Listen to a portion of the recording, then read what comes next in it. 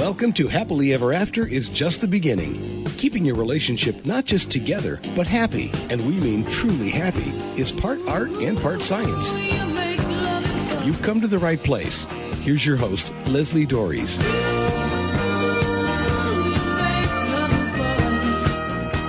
My husband, who works in corporate America, often gets surprised when I describe what's happening at his company in terms of relationships. But the truth is, everything in our lives is a relationship of one form or another. The depth of the interaction may vary, but we are in some kind of relationship with every person we encounter, including ourselves. And one universal truth is that the way you approach any particular relationship is the way that you approach all of them. The rules that you adopt for one will define the rest to some degree or another. And another universal truth is that most of us have no idea which rules are productive and which aren't. So to help sort some of this out, I'm pleased to welcome back empowerment coach and the author of, I love this book, Man School, Relating with Women in the hashtag #MeToo era, Matthew Solomon. Matthew, thanks so much for coming back on the show and talking about something that I know is near and dear to your heart. Yeah, thank you so much for having me back. It's great to be here. So again, you wrote an article. You write lots of articles. I think they're great. People should read them. The secret to having all areas of your life work. And this was an article you wrote for the Good Man Project. And what is this secret to having all areas of our lives work, and why does it matter? Well, it's so great because, I mean, you basically, in your introduction there, the secret is recognizing that we are in relationship with everything, relationship to everything. And so, usually when we hear relationships, we think of the romantic kind. But there's relationships to our partners, there's relationships to the business, there's relationships to parenting our children, there's relationship to money, there's relationship to our community.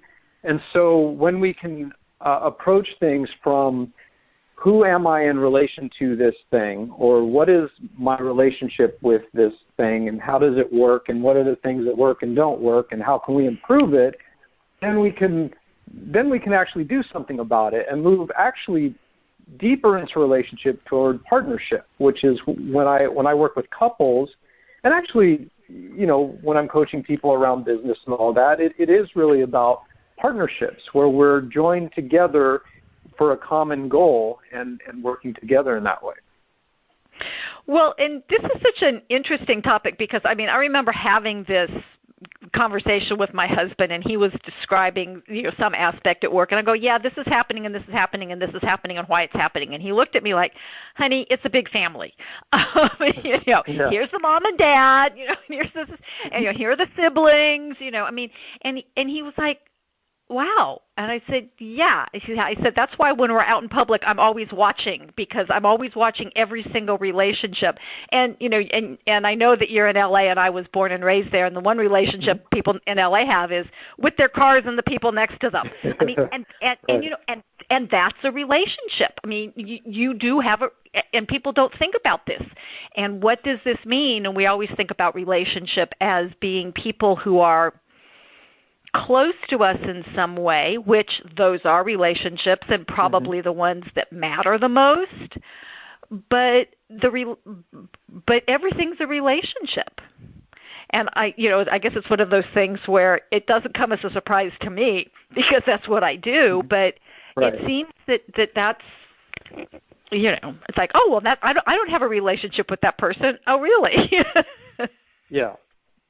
Yeah, and that's that's one of the things. There's that saying, know thyself, and if we we take this to like a metaphysical level where the purpose, quote, the purpose of our existence is self-realization, right? Is knowing ourselves, and so the only way to really know ourselves is in relation to other things, because otherwise we're just like we just are, which is a great place to be also, like if you can get into that space. But I remember, I trained and taught martial arts for 11, 12 years.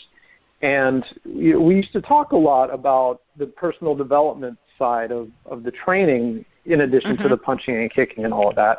And so, the sensei of the school would often say, you know what, it'd be great to be a monk on a hill and just meditate, but where's your real growth if it's not in relation to other people, if we're not dealing with the challenges of relating and knowing who we are and how we can show up and choosing, okay, if this person really frustrates the heck out of me, where can I be responsible and what can I do, personally to heal that or transform that, or, and that may look like learning, breathing techniques or centering myself or doing, some, different kinds of practices, or it could mean I'm just not going to interact with that person anymore because they're not healthy for me.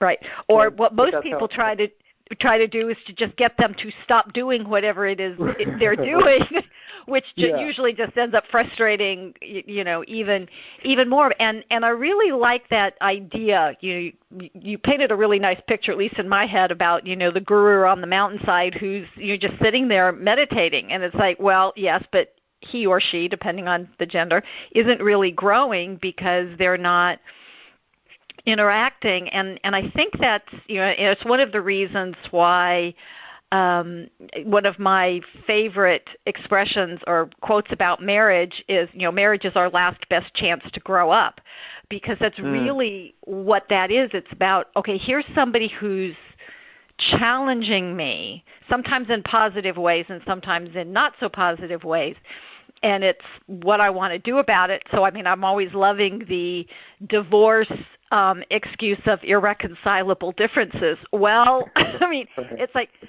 it is those differences. It's you're different from me. Now what do I do with that? Mm-hmm. And it's, and then it's the, well, if you would just change and be more like me, everything would be great.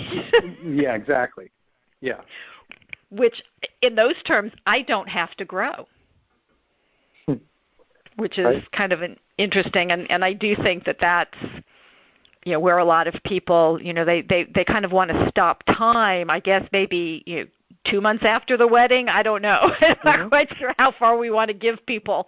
It's interesting you say that, and of course, because that's, this is what you do, but yeah, 2 months, I was married for 9 years, and I've been divorced 7, and, the first 2 months, I was like, yeah, I'm on top of the world, and then the 2 month mark, it was like, oh man, I can't do anything right, and the whole nature of the marriage had shifted.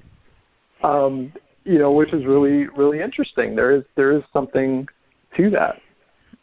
Yeah, and the thing that gets to me is that it seems to come as a surprise, and because I've had people ask me if I did premarital work. I said with anybody who is interested in doing it, but most people think, oh, we're in love, it's all going to be wonderful. Yeah. And then they hit that point, and they don't realize that, oh, by the way, every couple hits this point sooner or later. And then it's, how do you know what to do? And I think this kind of sort of brings up the next thing I wanted to ask you about your article, and I have to laugh because in your article you talk about being in Hollywood, and I was born and raised in Los Angeles and knew several people in the industry. And, and it really is a business filled with nepotism. You actually really do have to know somebody almost to get into the business. But you actually talk about that expression about it's all about who you know. And you put an interesting spin on it. So what does this term mean to most people, and how is it that they're getting it wrong? Well, the it's all who you know. My experience has been, people show up to Los Angeles, Hollywood. Let's say show up to Hollywood, and they just go on this big spree of who do I know, who am I going to meet? I'm going to go to every party, go to every hot spot just to meet people and meet people and meet people and meet people and collect contacts and cards and whatever. And I shared in the article how I'm a filmmaker. And I've had people who I don't really know that well. I know them from social media or whatnot, and they land in LA and they're like, I'm here, hire me. And I'm like, I don't even know you. Right. You know, I don't know really any. I know of you, but I don't know you, which I think is really kind of the point you were making. Mm-hmm. Yeah.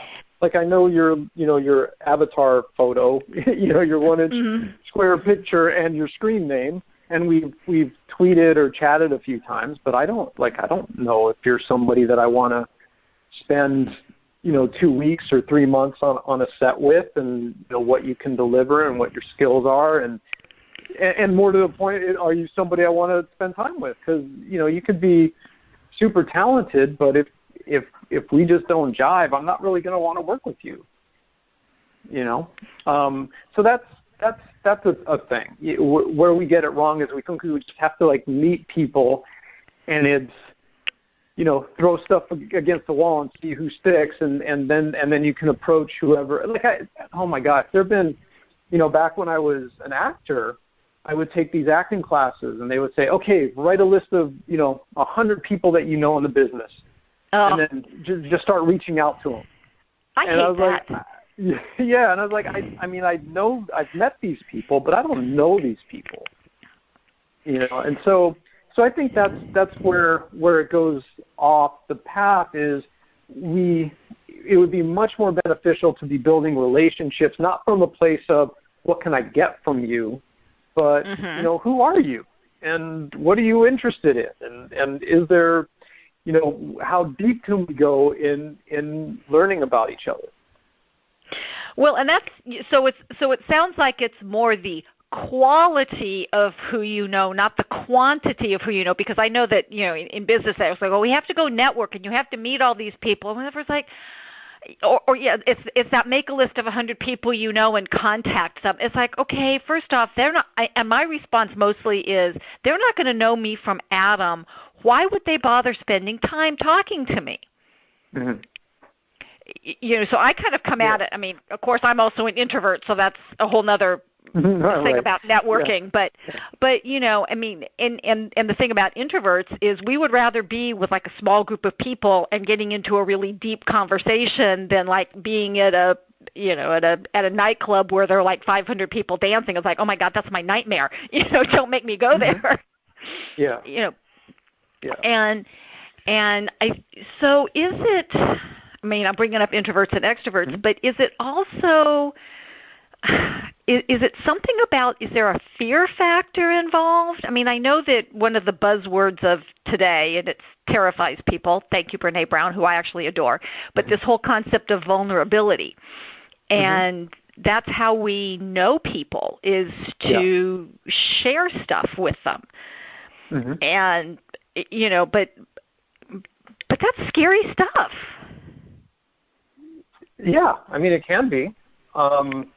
It can be, and then there's a point at which if you're practicing being vulnerable and open, you don't have to share the thing that happened to you when you were 4 years old or that kind of thing, right? I mean, but you can share what your experiences have been, what you're excited about. A lot of times we think vulnerability and it's I have to share all the deep, painful, dark stuff. No, you can share the happy stuff and the excited stuff and the things that really inspire you. I mean, because we are taught, or at least I was taught, to hide that also. Don't be too excited. Don't show them, you have something good going on.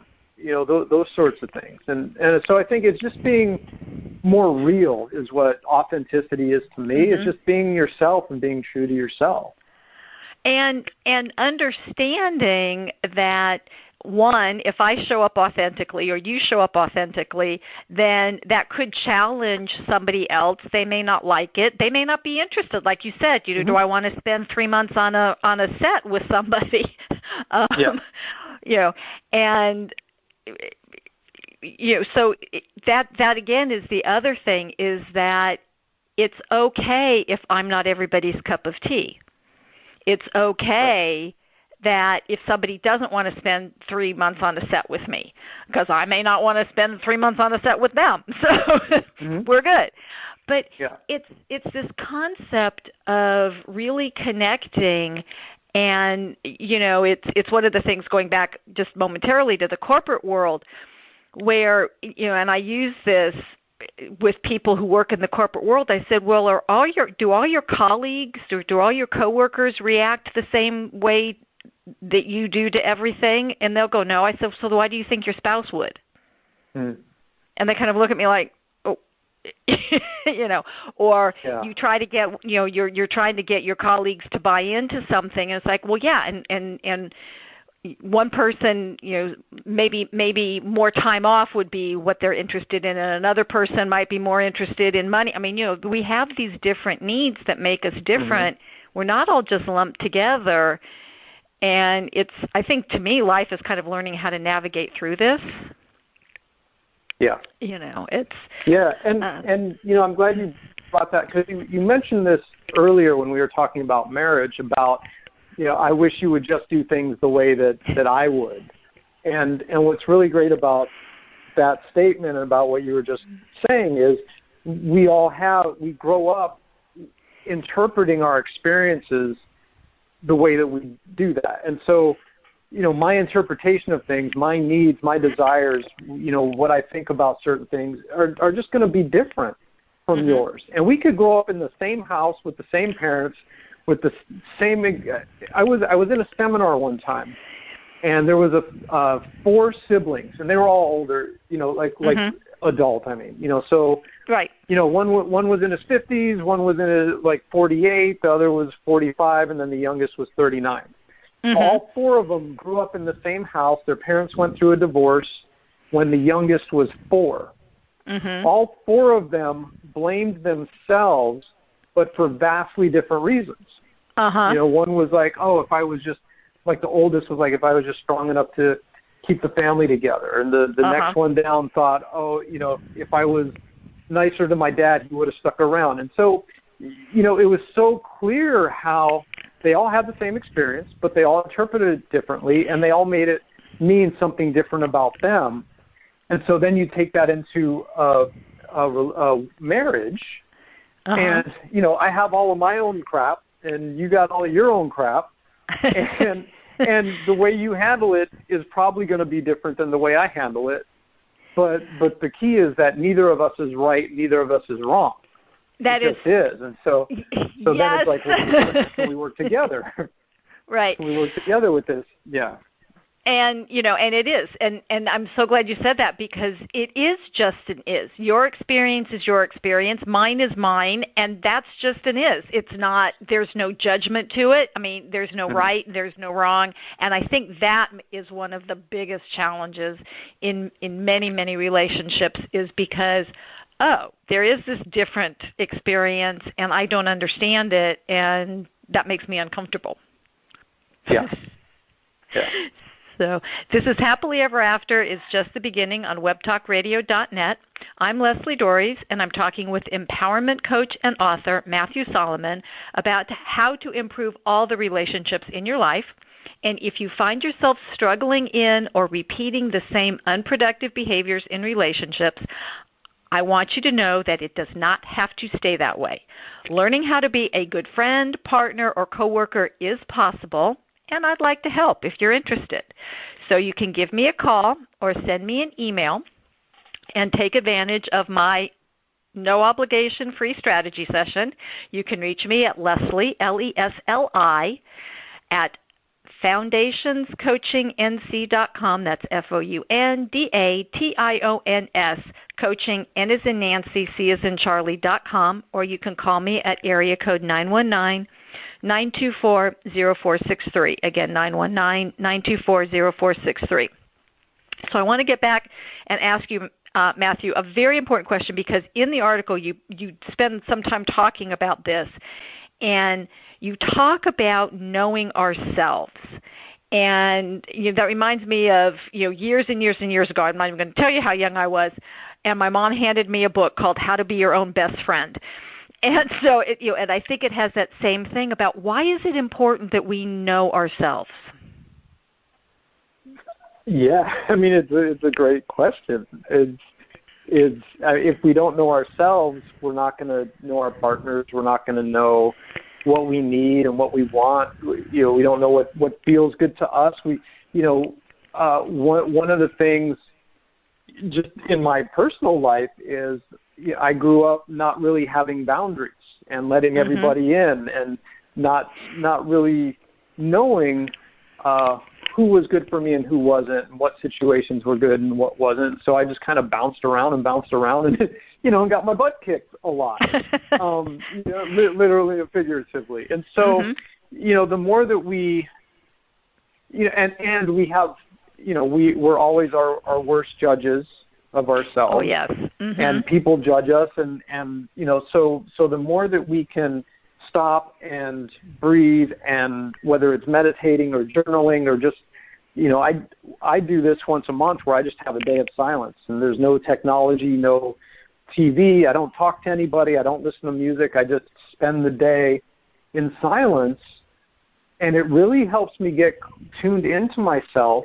in regards to what is working for me and what isn't, and what feels good and what doesn't, and what are the things that I'm needing to figure out, and what are the best paths to take. And so if we don't know that for ourselves, then when we come into relation with somebody else, either we're imposing our stuff on them unknowingly, or they're imposing theirs on us, and we're just caught in, like I used to surf, you get caught in just, when you get the washing machine cycle, we're just getting tossed and tossed and tossed, versus knowing, okay, this person feels good, so I'm going to spend time with them. This person does not, so I'm not going to spend time with them, and so on and so on. Well, and that's a really interesting perspective, which I really appreciate, and I do think that it's a very difficult one, because you're talking about just that inherent, how do I feel when I am with this person? And,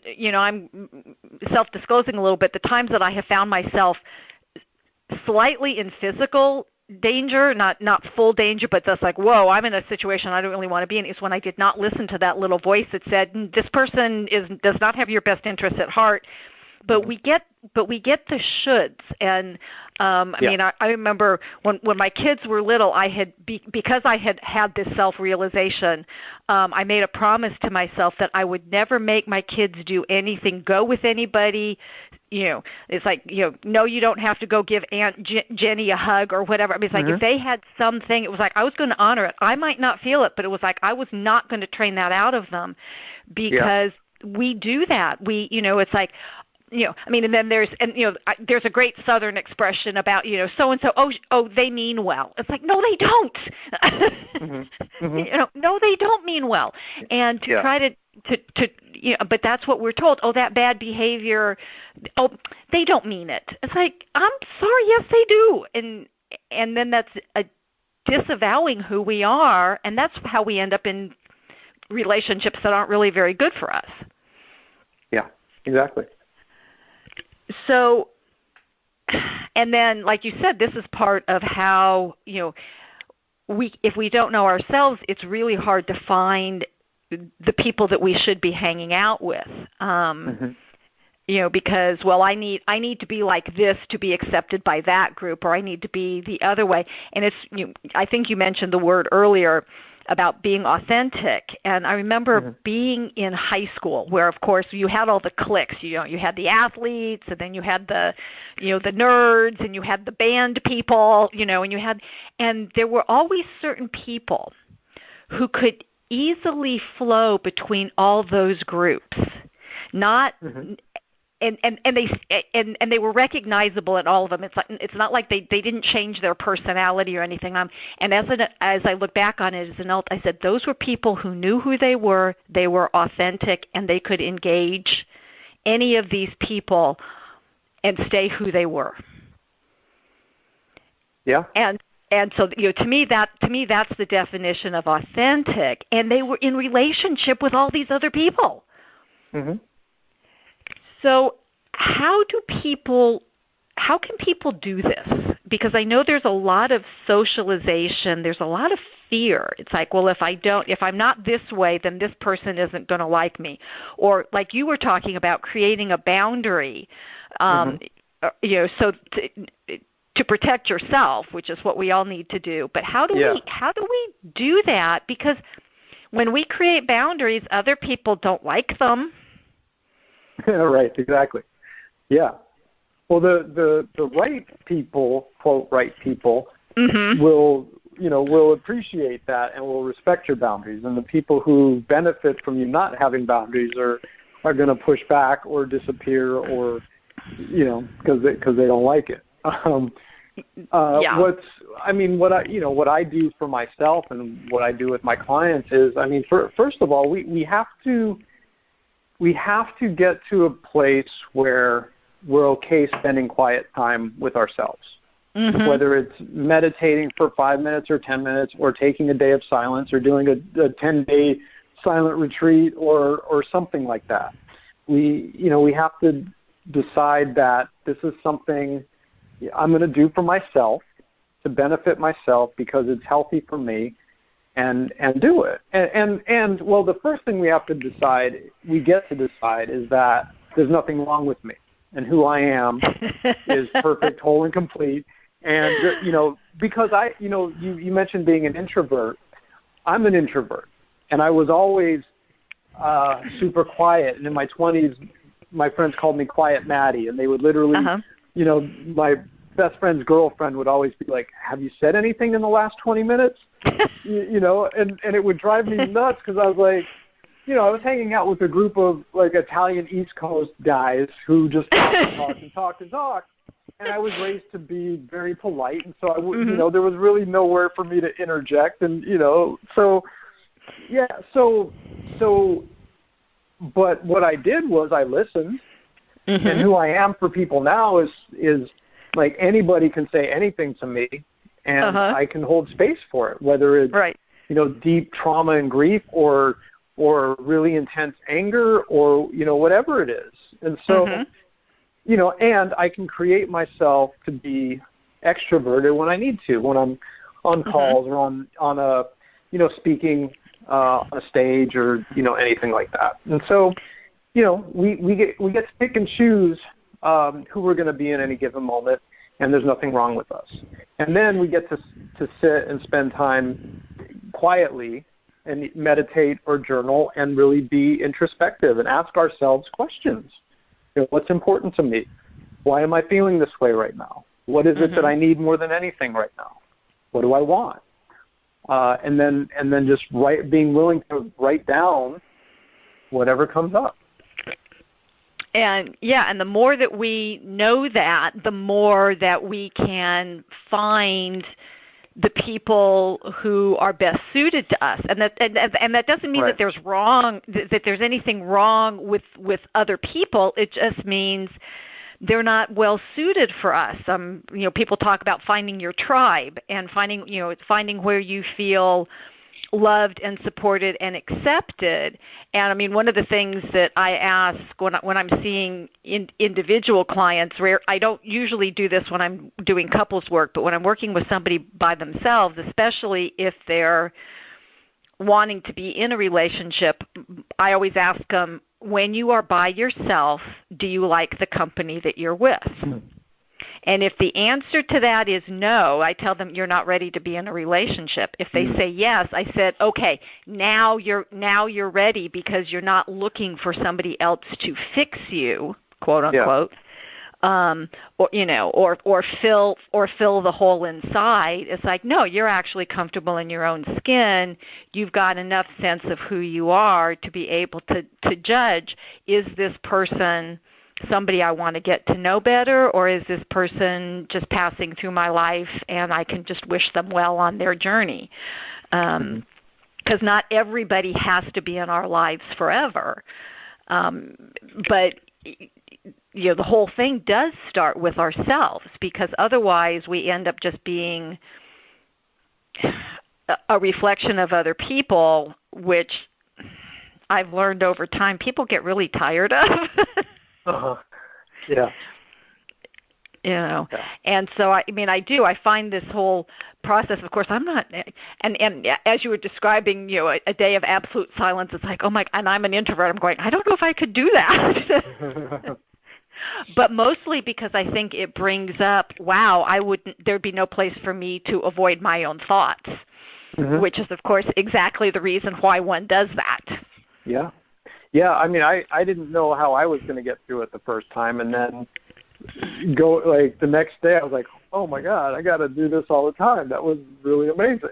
And it was hard. It was hard, and there were and I also, for me, I fast during that time also. And so, there's a whole lot of stuff that comes up around, I should have eaten by now, and I'm not. And yeah, your body's going, okay, this is not fun, yeah. Yeah, and, it's noon, but it feels like it should be 4 o'clock, and I still have the rest of the day to go and all of that. But it's all good, though. For me, it tells me a lot about myself. It tells me about it's a really good barometer for where I'm at in my life and who's in my life and what I'm working on and what direction to take. And it's amazing.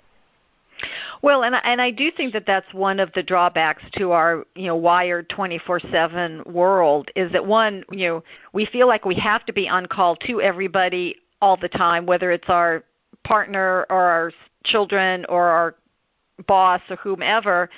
The idea of just being quiet and disconnected. I mean, I know there's this whole thing about, technology detox, which I think is actually a good thing. It's because it does give us time to get centered and figure out both what's going well in our lives and maybe what isn't going well and what do we want to do with that. But again, and I don't know if you have any words of wisdom around this, because as we're talking about this, what's coming up for me is I'm thinking if people are listening to this, they're getting really freaked out right about now.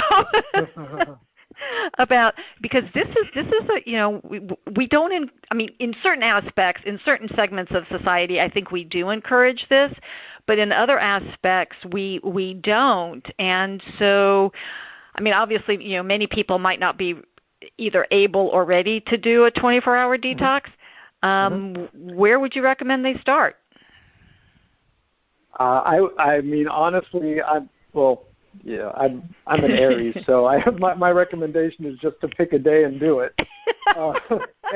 Well, actually, not a bad idea, even for a non-Aries. Because actually, if you circle out on your calendar, it's like, okay, there's that date staring at me. Okay. Yeah, and tell somebody you're going to do it so that they can support you in that.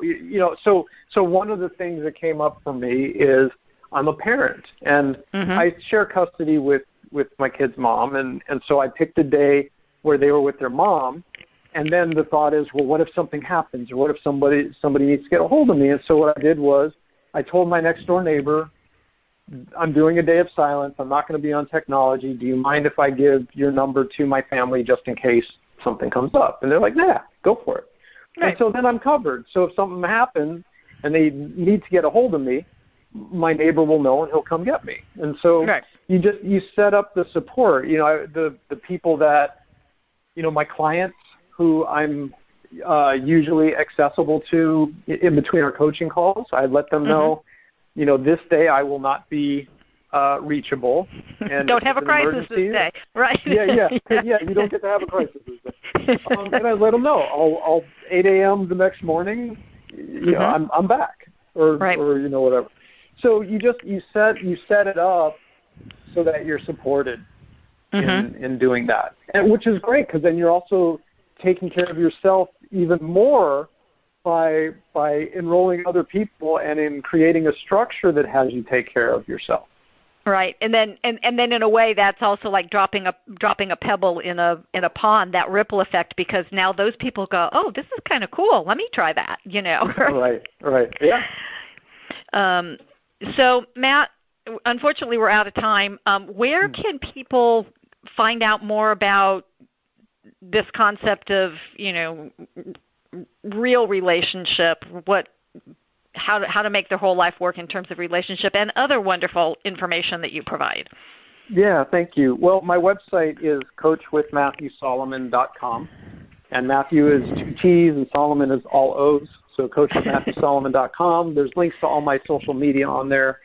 And then I have videos. I wrote a book, like you mentioned, Man School, Relating with Women in the Me Too Era, and I teach group courses, and I do one-on-one and couples coaching. And I also have been doing a lot of speaking at universities and corporations on diversity and anti-sexism and on those topics and relationship building.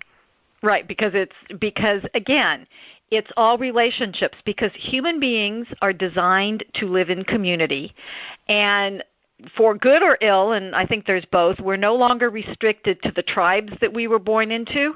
So we now can choose to be part of several tribes, and the rules for productive relationships are the same for whichever tribe you're currently interacting with. But as we talked about just a little bit ago, I think that the most important relationship for you to master is the one with yourself, because all the others spring from that one. And the question you need to ask yourself is, what do you need to make that relationship really awesome? So hopefully you found some value in today's show, and hopefully you'll keep listening. And until next week, stay loving.